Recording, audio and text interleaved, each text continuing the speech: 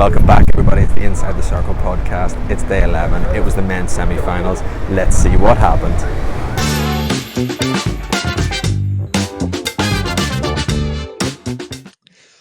Welcome, everybody, and welcome back to the Inside the Circle podcast. It is day 11, and you know what that means? It's the men's semi-finals day.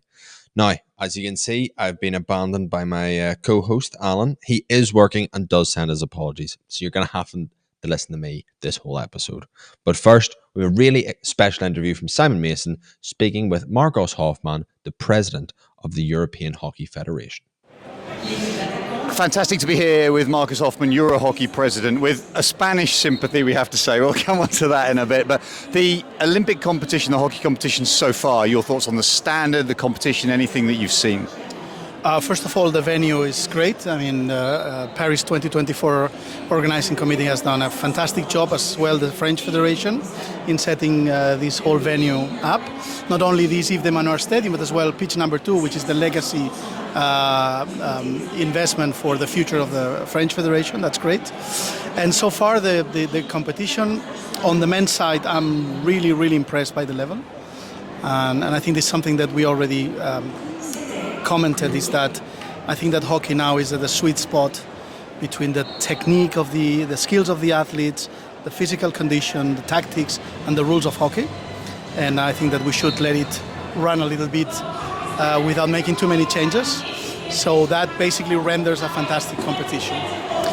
And on the women's side as well, I think that, I was a little bit disappointed that a couple of European teams didn't make it to the semi-finals, but overall, it's good.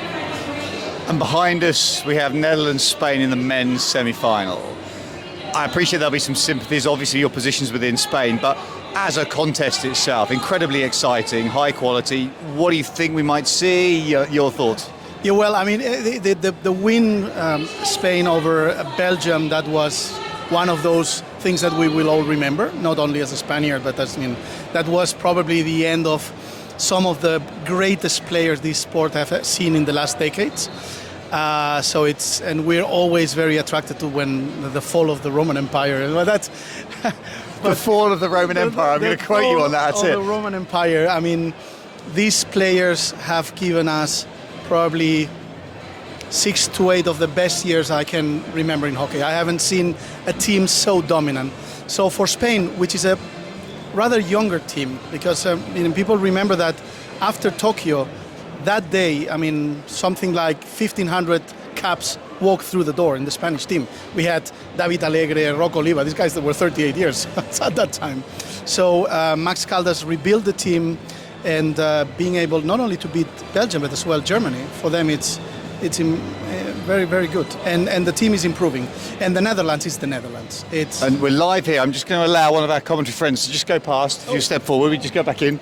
You step through to your position. We don't want to disrupt it too much. We can carry on. That's the beauty of live, is recording that. So, yeah, they lost all of those. And now we have this younger team that's exciting, but it's going to be a really tough matchup. Yes, Spain, I think that they will be successful if the game goes at a slow pace. Okay. If things get fast, I think that the Netherlands is the team that runs better with the ball, and then it will be very difficult for Spain. As we saw in the pool match, when the things went slow, Spain had a chance. The moment that it accelerated, you have there a couple of guys. What's the name? The Hughes in the middle field. That this guy is something. Well, massive quality across both sides. We'll see what happens. We're going to have to call it there. Hopefully I get a chance to catch up and talk a bit more about the women's. For now, thank you for that insight. Good luck from a Spanish perspective. From a Euro hockey president perspective, we have 2 European teams out there, so it's a good day anyway. On this one, I'm safe on the European perspective.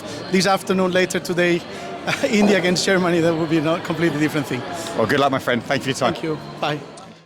Thank you very much, Simon and Marcos. It was great to see the interview between them, and leads quite nicely into the first game of the day, which is the Netherlands-Spain game.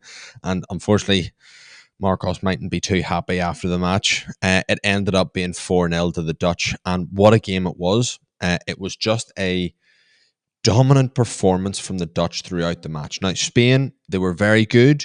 They had great passages of play, but the Dutch in this match just turned it up a gear. Right from quarter one, straight away, there was a very quick attempt from the Dutch. It was a loose ball from the Spanish.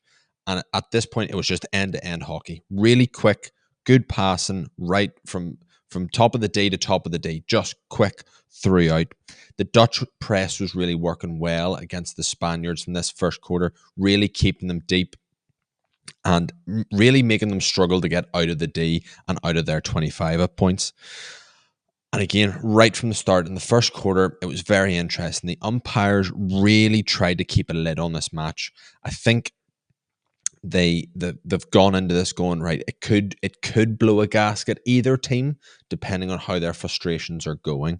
Now they stopped it quite early on, and to be fair to both teams, no one really went too far with any off the ball action or decisions, and shouting at the umpire is the most important thing. Netherlands were awarded a stroke. It was a stick impeachment, and Janssen scored, making it 1-0. And basically, from this goal, the Dutch stepped right up, and basically their back line was on the halfway line, putting so much high, intense pressure on that Spanish defence and Spanish output as well. This continued on right into the second quarter. Just so much Dutch pressure. It was just an orange wall that was the Spaniards were really struggling to get past. Um, Straight away, the Dutch scored again. Brinkman with a hit. It was a great hit right into the top corner that, to be honest, travelled faster than the speed of light. There was absolutely no stopping this from any keeper, and it just continued this excellent performance that he's been having throughout these games. Though quite quickly after, Hudemakers left the pitch. Looked quite serious injury. He was hobbling quite badly and had to actually go into the stadium to see if he could get fixed up. He did come out a few times, and later on he was to make an appearance back in, but it was in the fourth quarter when the Dutch had really sewn things up. The Dutch passing play was just exquisite. Just the accuracy and the pace of their pass throughout it was brilliant to watch. If you ever want to know how hockey is to be played, how they pass the ball and move off the ball is just fantastic to see. And really, the Spanish passing and passing in the final third, like we've said before, just wasn't quite clicking for them. It was either just coming off the edge of their stick, going off the back line for hitouts for the Dutch. Just wasn't quite clicking in that last bit. Spain did get a penalty corner with about 12.6 seconds left, so good pressure on them. But the umpire did review it to check if it was either a head out from the penalty corner attack or if it was actually to be a stroke. It ended up being just a head out, and we went into halftime. Now, interesting, Spain had 58% of this possession. And again, this is where we need our wee graphic, I think. It was quite a lot of deep possession, occasional attacks, but it was quite a lot of deep possession. Netherlands, up until this point, had 8 circle attacking opportunities, and Spanish had 5. So at this point, it wasn't a massive difference between their shots or their ability to have a shot at goal. Like I said, the possession stats feel weird. I think the Spanish possession was defensive possession, and like I said, yes, occasional attacks, but it was quite a defensive performance from them, getting the ball, moving it around to see if they can try and get past this orange wall. Now, coming out of halftime into the third quarter with 1 minute 10 seconds in, the Dutch score. It was a missed trap from a Spanish player, and it was a first time sweep into the far corner from Van Dam. And just this continued, this Dutch domination right from the whistle. Each quarter, they started a wee bit quicker and just worked up the gears. Again, the Spanish's small chances here and there, but the Dutch defense was just keeping them there. It was far too strong.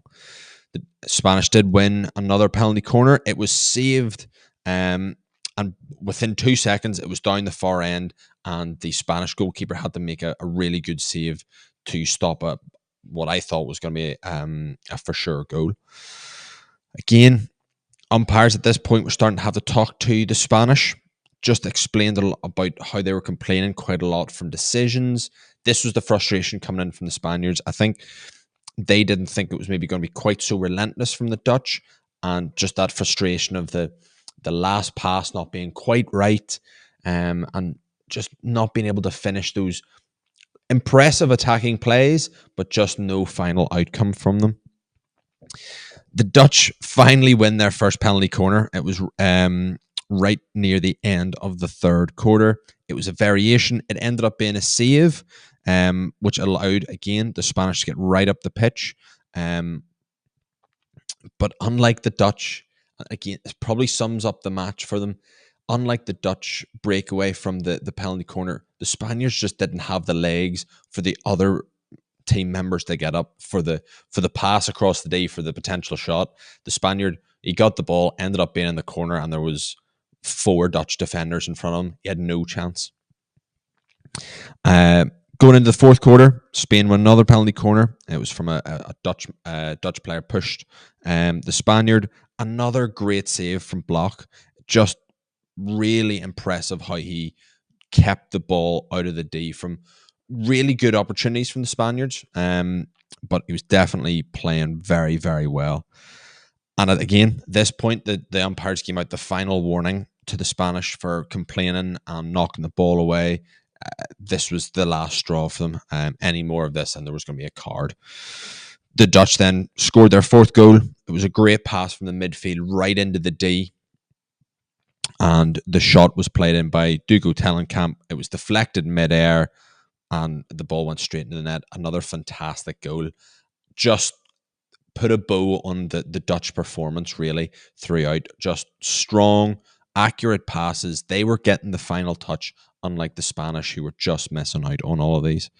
The Dutch defending was deep at this point because they've basically sat back. They know they've won. They've just taken it. They've gone back down the gears and cooled themselves off. The Spaniards were just attacking as much as they could, probably to little to no avail at this point. Block just had a great game between the saves, and he was communicating so well with his defenders, setting up the structure, and he was organising right from the first whistle right to the end. Spain got a consultation penalty corner with 1 minute 27 left, and again it was saved. It was another strong save by Herman Bloch.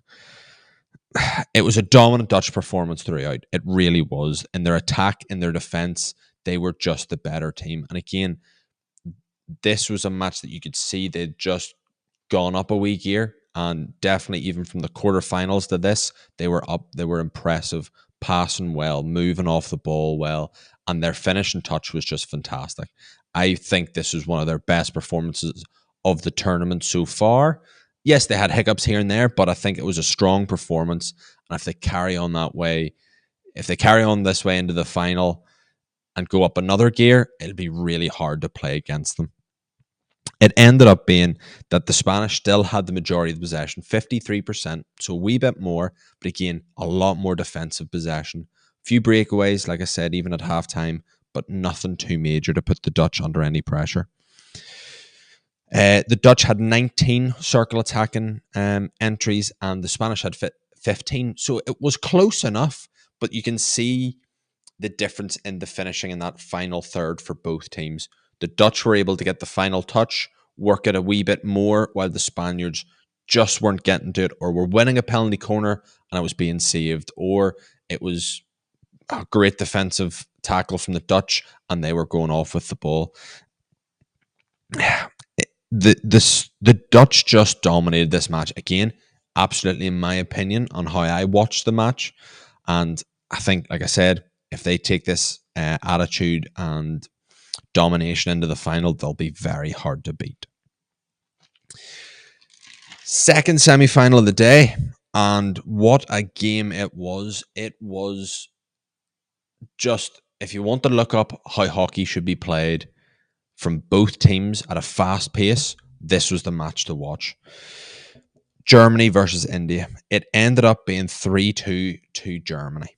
And like I said, what a game. Right from the first whistle, it was an intense match from both sides.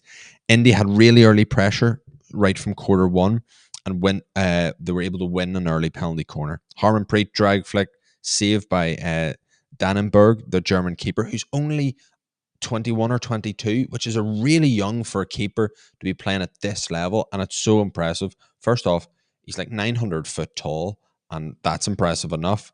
but he's really agile, getting down to some really good low flicks from Harmanpreet throughout the game, making those saves. He was definitely involved quite a bit and was a key player in the German win for them.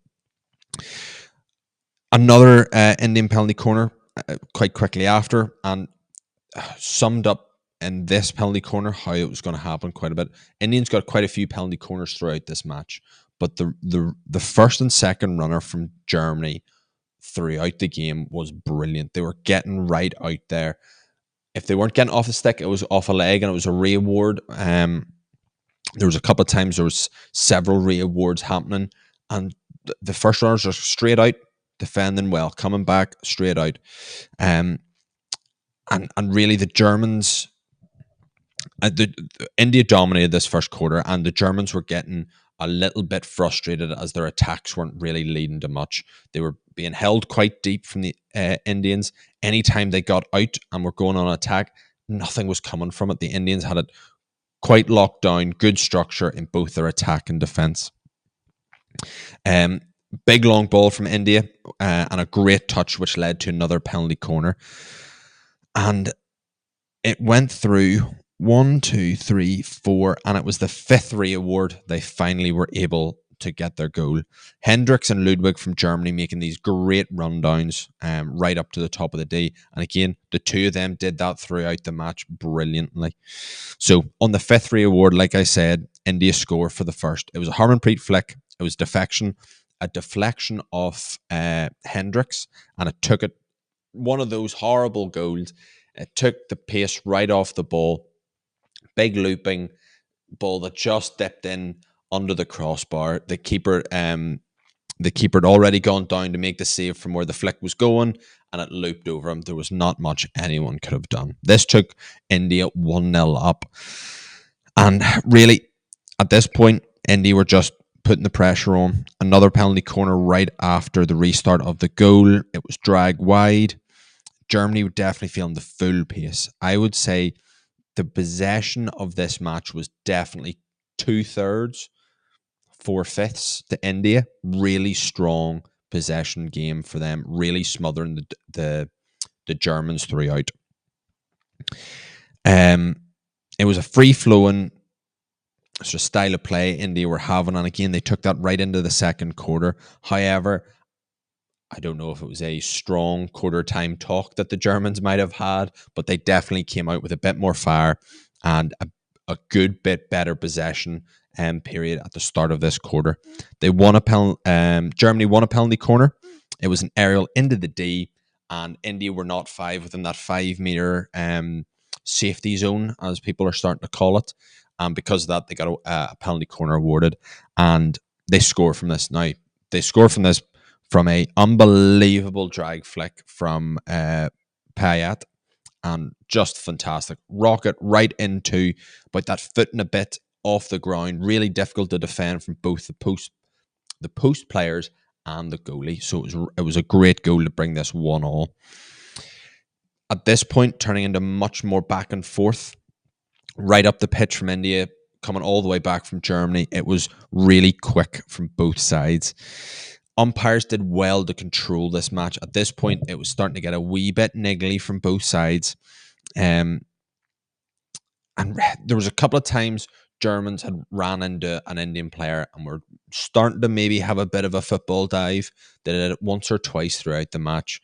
Umpires did brilliantly, weren't believing a thing because they were in perfect view of it. And really, they were just trying to calm the match down.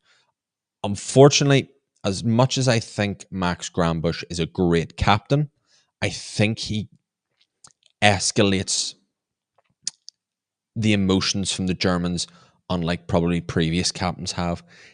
He is constantly going over to the umpires and almost escalating the situation, trying to get something out of the situation. If it's a card for them, a card for him, he's been carded several times throughout these games on how he's approached the umpires or constantly talking to them. It's happened a few times. He's got a green card for that, and then maybe he's come on, made a bad tackle that he might have, and then he's got a yellow from it. So he has to be careful going into the finals after this win for not doing this, because it could cost them and could cost Germany a potential gold medal. They win another penalty after me saying all this. They win another penalty corner, and really they celebrated this penalty corner like they just got a goal. Now it was saved, but and again it was referred by the umpires just to double check.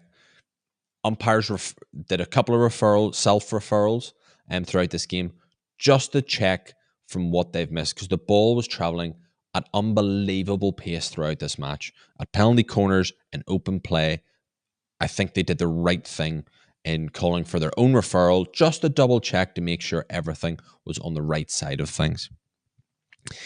At this point, from this referral, they got a stroke. It was a foot on the line, and none other than Christopher Ruhr steps up and scores a brilliant low flick into his left. And at this point, there was about 3 minutes 15 left in this quarter. So it was quite a critical goal. It takes them 2-1 up.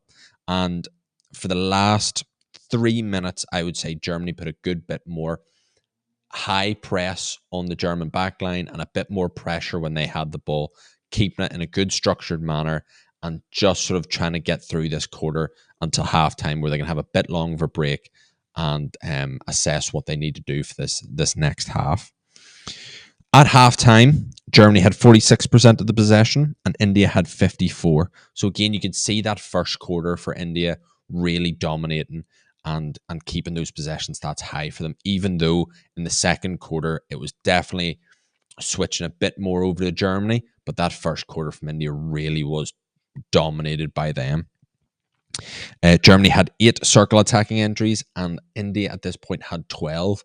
So you could see how well the German defense was working, from running down penalty corners, from defending low attempts. They were really low.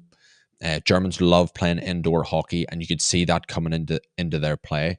Their defensive work was brilliant. Their stick left hand knuckles were grazing across the ground anytime they were trying to make tackles in the circle, protecting their feet and also to avoid these clattering stick tackles that can lead to the likes of short corners, and especially if Harmanpreet's on the pitch, which is very dangerous.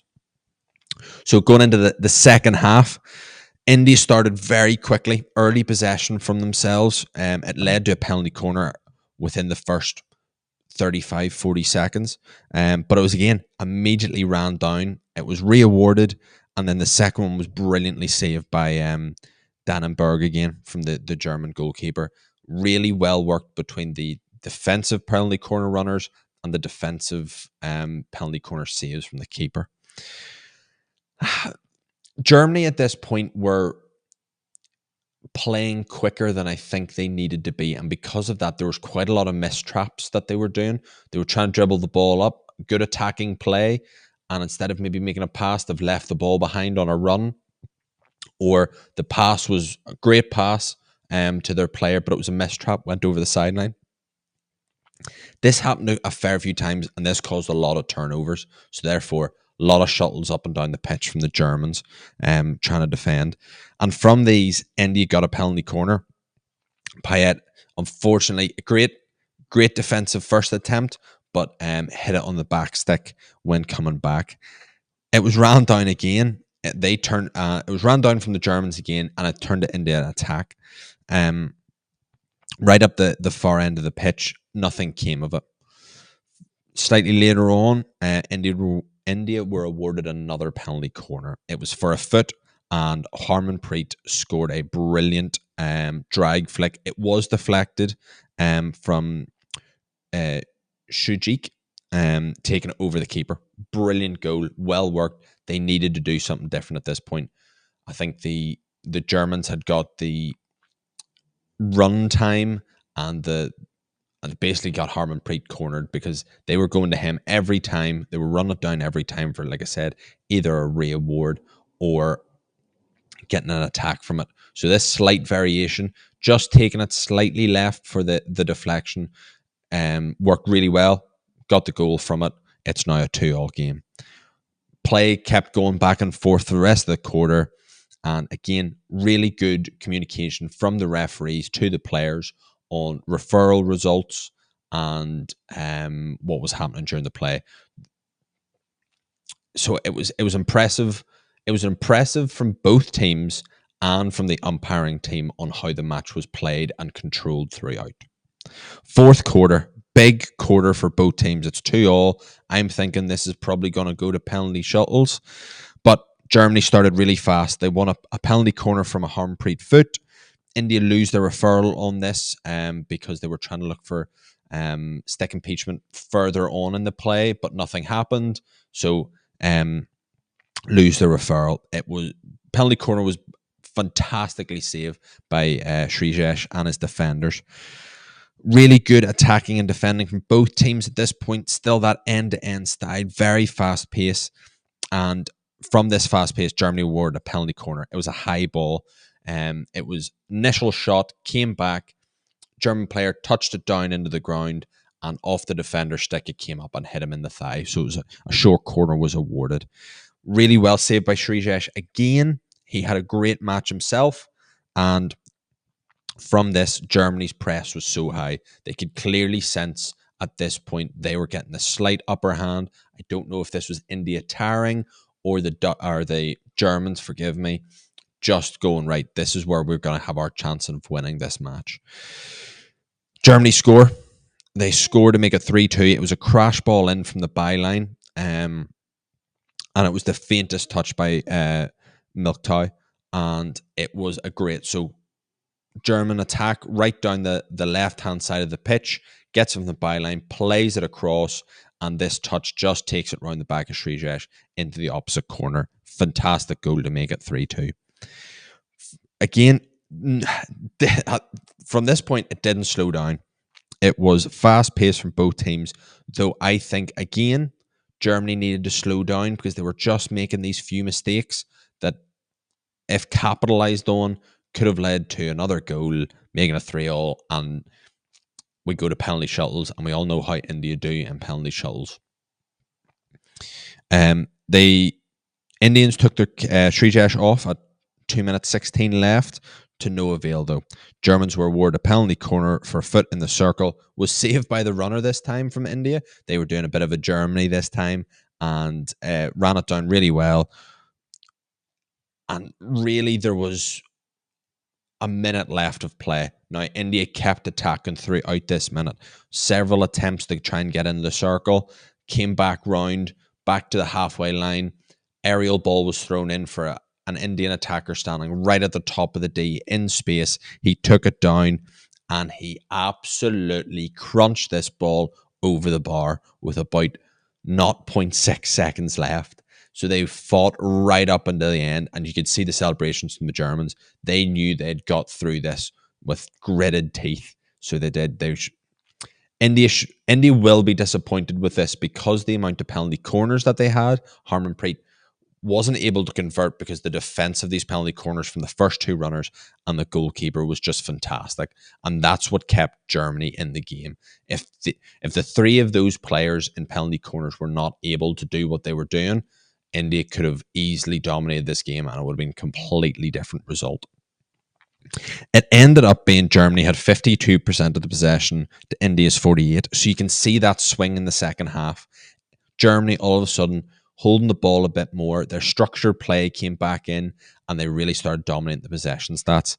And again, India just, their possession was frantic. It was frantic in that last quarter once they went the 3-2 down, and it just wasn't. They were acting like how Germany were earlier on, and that last touch, that finishing touch, similar to Germany in that first quarter, wasn't happening for them.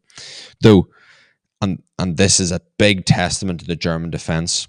Circle attacking opportunities. India had 22.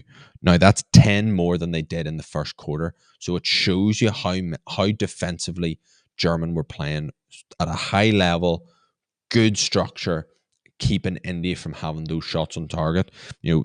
22 circle attacking entries led to penalty corners from them. Very few open play shots, and how they were able to defend this. It was so impressive.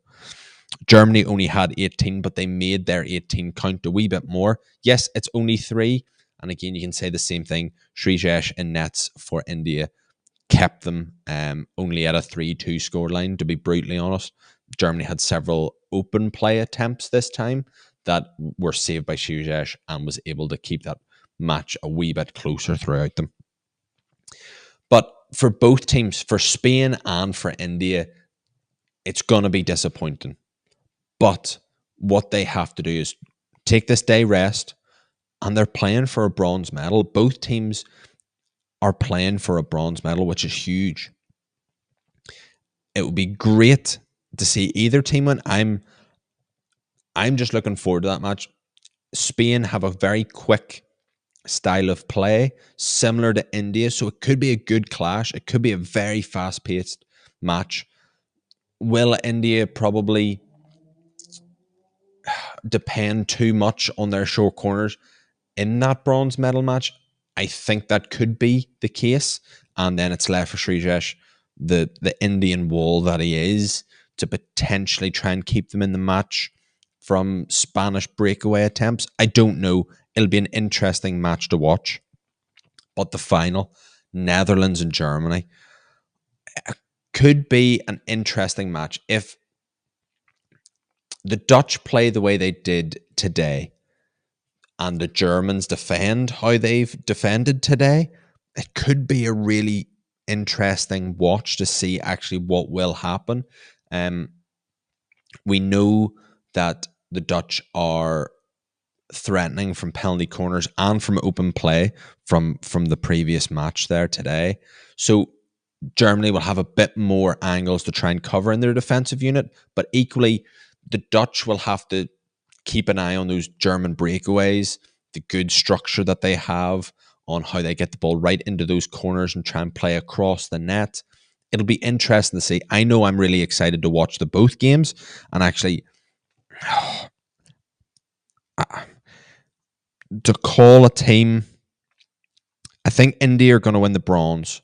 I think it's going to go to run-ins, and I think India are going to win the bronze from going from winning at a penalty shuttle, similar how they did it in Tokyo. I think for the final, the Dutch. I think the Dutch might just edge it. It really depends how the Germans come out and what attitude they have coming out. If they're going to come out and complain to the umpires, dive around, get frustrated with themselves early on, the Dutch have it. If they don't and come out like how they did in some of the group games earlier in the tournament, I think it's going to be really difficult for the Dutch to score. It could go to penalty shuttles, but I think it's going to be a 1-goal victory for either side, Germany or Netherlands. I'm going to let you be. You've listened to me for long enough. Thank you very much for watching. Let us know your men's semi-final moments in the comments below. I'll be interested to see how you thought of both of those matches. And as always, guys, please remember, like and subscribe. It really helps us. It allows us to keep doing these. And if you don't want to watch me, which is very understandable, you can listen on Apple Podcasts and on Spotify. And thank you very much. Like I said, Alan sends his apologies for not being able to be here and you had to listen to me for a whole episode, but we should have him in the next couple. Thank you very much, guys, and take care.